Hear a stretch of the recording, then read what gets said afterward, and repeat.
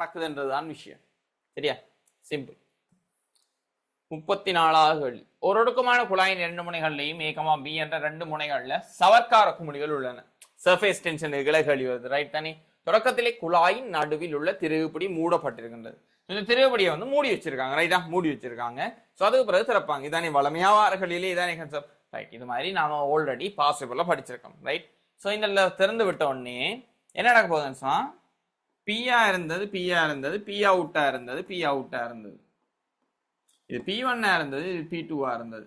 சரி, அப்ப 2 பேரையும் திறந்து விட்டா ரெண்டும் பொது அமுக்கத்துக்கு வருவார். அப்ப இது வந்து PF வரும், இதுவும் வந்து PF வரும்.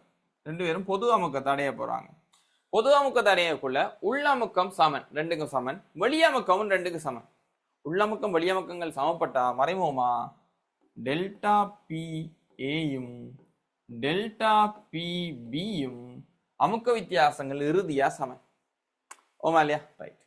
டெல்டா P சமன் 4T கீழ் R வர்றதின் படி ஒரே பதார்த்த மன்றத்தால் T மாறிலி, டெல்டா P மாறிலின்னா ஆட்டோமேட்டிக்கா R மாறிலி என்று வரும். இறுதியாக 2 பேருக்கும் R எப்படியாக வரப்போகுதுன்னு சொன்னால் சமனா வரப்போகுது. அப்ப கவனிங்க, இந்த இடத்துக்குள்ள இருக்க வழி துணிக்கைகள் 2க்கே மாற போறது இல்லை. இதுக்குள்ள ஒரு 30 50 இருந்தா மொத்தமா 80 என்றதுல மாற்றம் இல்லை. அப்ப கடைசியா வந்து மொத்தமா 80 தான் இருக்கும். அப்ப யாரை தள்ள போறாங்கன்றது நம்ம யோசிக்க வேண்டிய விஷயம். இந்த இடத்துல வேற RI சின்னனா இருக்கு. RI சின்னனா இருக்குன்னா P1 கூடவா இருந்திருக்கும், P2 விட P1 கூடவா இருந்திருக்கும். P2 விட P1 கூடவா இருந்து, ஏன்னா RI சின்னனா இருக்கு. R சின்னனா டெல்டா P கூடன்னு சொன்னா இந்த இடத்துல வந்து P1 கூடவா இருந்திருக்கு. ரைட். P2 விட P1 கூடவா இருந்திருக்கு. அப்ப அமுக்கம் எங்கிருந்து இங்க தள்ளும் காத்த இங்கால பக்கம் தள்ளும். இங்கால பக்கம் காத்து துணிக்கை இதுல 30 இருந்தது, இதுல 50 இருந்தது. 30ல இருந்து இன்னும் குறைய வலிக்கிட்டா இன்னும் மூலக்கூறல் அங்கால போச்சுன்னு சொன்னா அந்த கோலம் பெருசாகும், இந்த கோலம் சின்னனாகும். எப்படியோ கடைசியா நாம சொன்னது இதன் அடிப்படையில் RI சமனா வரும். சின்ன நாய் சமனா வாரன்னு சொன்னா அந்த RI நல்லா ஜூம் பண்ணி காய்ச்சம்னு சொன்னா அந்த குழாய் இப்படி இருக்கு, அதுல இப்படியா வரும் அந்த RI. அப்ப புள்ளிக்கோட்டால நினைச்சு பாத்தீங்கன்னா இந்த மாதிரி மாறிடும் அந்த குழாயின் நுனி. இவர் வந்து பெருசா வருவார், இவர் வந்து பெருசா இருப்பார்.